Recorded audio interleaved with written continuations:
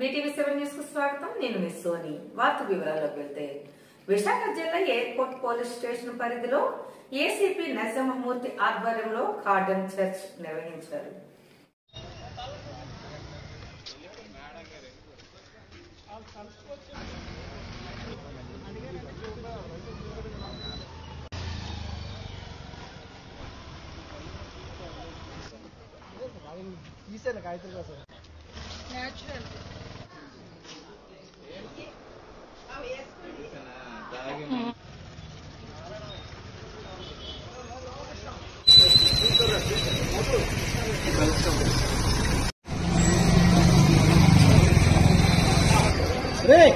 రానున్న ఈ counting elections counting దృష్టిలో పెట్టుకుని అదేవిధంగా లా అండ్ ఆర్డర్ ఇష్యూస్ దృష్టిలో పెట్టుకుని వైజాగ్ జోన్ 2 పరిధిలో 3 ప్రాంతాల్లో సమస్యాత్మక ప్రాంతాలుగా గుర్తించినటువంటి కొన్ని ప్రాంతాల్లో కార్డినెంట్ సెర్చ్ చేయడం జరిగింది. చోట్ల ఈ యొక్క లిక్కర్ బాటిల్స్ అదేవిధంగా లూజ్ పెట్రోల్ ఇది కూడా సీజ్ చేయడం జరిగింది. ఇది కంటిన్యూ అవుతుంది. ఆరోగ్యశ్రీ సేవలను తక్షణమే కొనసాగించాలని ఎన్నికల కోడ్ ఉండగా సేవలు బంద్ చేశారు. గవర్నర్ జోక్యం చేసుకోవాలని సిపిఐ కార్యవర్గ సభ్యులు డిమాండ్ చేశారు. ఆంధ్రప్రదేశ్ లో రాష్ట్ర వ్యాప్తంగా ప్రైవేట్ ఆసుపత్రుల్లో ఆరోగ్యశ్రీని నిలిపివేస్తూ బంద్ చేస్తున్నారు. ఆసుపత్రి యాజమాన్యులందరూ కూడా వాళ్ళ సంఘం ఆధ్వర్యంలో వాళ్ళ బకాయిలు వెంటనే విడుదల చేయాలని మేము కూడా సిపిఐగా డిమాండ్ చేస్తున్నాం. ఆ డిమాండ్ కూడా న్యాయబద్దమైంది. కానీ ఎన్నికల కమిషన్ ఎన్నికల కోడ్ ఉన్న సమయంలో బంద్ చేయడం అనేది కరెక్ట్ కాదు. ఇప్పుడు ఏ ప్రభుత్వం లేదు, కొత్త ప్రభుత్వం రాలేదు, పాత ప్రభుత్వం లేదు. ఈ నేపథ్యంలో మీరు బంద్ చేయడం వల్ల నలిగిపోతున్నది, నష్టపోతున్నది, మన్నస్తున్నది సామాన్య దళిత, బహుజన, పీడిత, పేద వర్గాలు. దయచేసి ప్రైవేట్ యాజమాన్యందరూ ఆలోచించండి. మీ బకాయిల కోసం మీరు కాదు దశల వారీగా ఆందోళన చేయండి. కానీ ముందు ఆరోగ్యశ్రీని ఇమీడియట్ గా కూడా కొనసాగించమని కోరుతున్నాం. అంతేకాకుండా రాష్ట్ర ప్రభుత్వం కానీ లేదా సిఎస్ జవహర్ రెడ్డి గారు కానీ జిల్లా కలెక్టర్లు కానీ తక్షణమే వాళ్ళతో చర్చలు జరిపి వాళ్ళు న్యాయబద్దంగా రావాల్సిన బకాయిలు విడుదల చేసి ఆరోగ్యశ్రీని ఇమీడియట్ గా అమలు చేయాలి. లేని పక్షంలో మాత్రం ప్రజలు చాలా ఇబ్బందులు పడుతున్నారు. ఇప్పటికే మా దృష్టికి వచ్చింది. అందుకని తక్షణమే ప్రభుత్వం గవర్నర్ కూడా జోక్యం చేసుకుని ఈ బకాయిలు విడుదల చేసి ఆరోగ్యశ్రీ ఇమీడియట్ గా యథావిధిగా కొనసాగించాలని కోరుతున్నాం. అనకాపల్లి జిల్లా ఎస్పీ పి మురళీకృష్ణ ఆధ్వర్యంలో శాంతి భద్రత పరిరక్షణ సమావేశం రావికావతం తిరుమల ఫంక్షన్ హాల్లో నిర్వహించారు. దానిలో అనకాపల్లి జిల్లా ఏ రకమైనటువంటి వైలెంట్ ఇన్సిడెంట్ అనేటువంటిది లేకుండా ప్రశాంతమైన వాతావరణంలో, సురూపమైన వాతావరణంలో మనందరం జరుపుకోగలిగామంటే అది ఇలాంటివి సాధించడం వల్ల కొన్ని తక్కువ జిల్లాలు మాత్రమే సాధించినటువంటి ఒక గొప్ప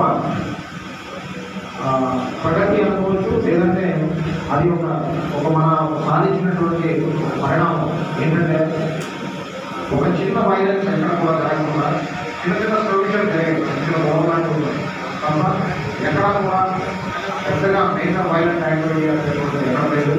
దీనికి మీ సహాయ సహకారాలు ప్రతి స్టేజ్లోని ఎంతగానో ఉపయోగపడ్డాయి.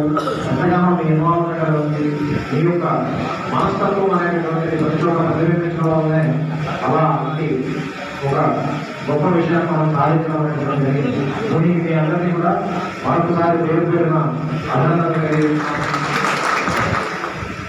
పోలీస్ వ్యవస్థ కానీ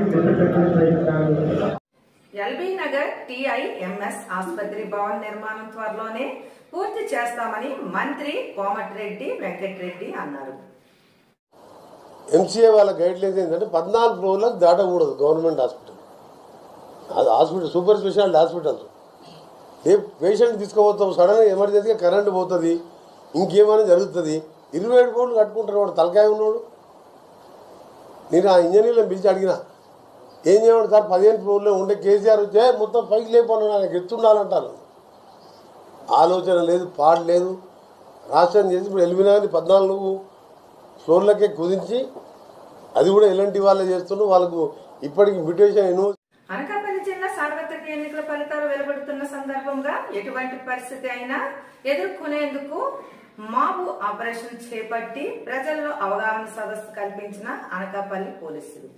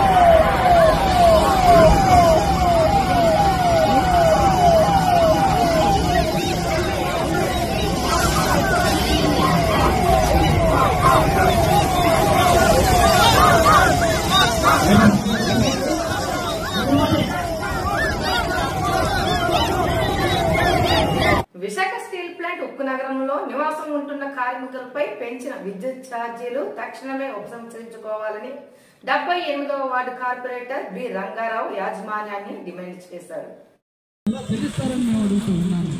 ఏకపక్షంగా మీరు పెంచేటటువంటి విద్యుత్ ఛార్జీలు అవి చెల్లుబాటు కానటువంటి కూడా మీరు అర్థం చేసుకోవాలి. మన విశాఖ నగరంలో ఏ ప్రభుత్వ రంగ సంస్థలో ఇటు ఎన్టీపీసీలో కానీ, పోర్టులో కానీ, డిఎల్బీ కానీ, డాక్యాట్లో కానీ, బిహెచ్ఆర్ వీటన్నింటిలో కూడా క్వార్టర్స్ ఉన్నాయి. వాటన్నింటిలో ఎక్కడైనా పెరిగినాయా? ఈ విధంగా విద్యుత్ ఛార్జీలు ఒక యూనిట్ 8 రూపాయలు చేసినటువంటి ఎక్కడైనా ఉన్నాయా?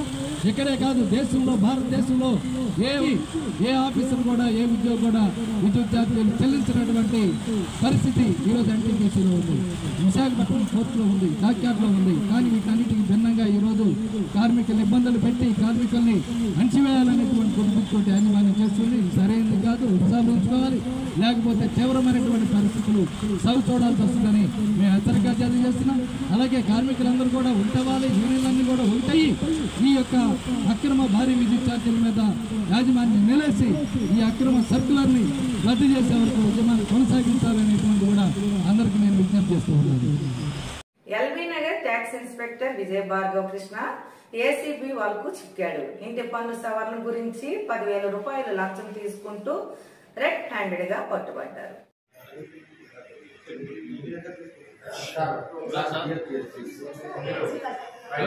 ఈ వార్తలు ఇంతటితో సమాప్తం. రేపు మళ్ళీ ఇదే సమయానికి మరిన్ని వార్తలతో కలుసుకుందాం.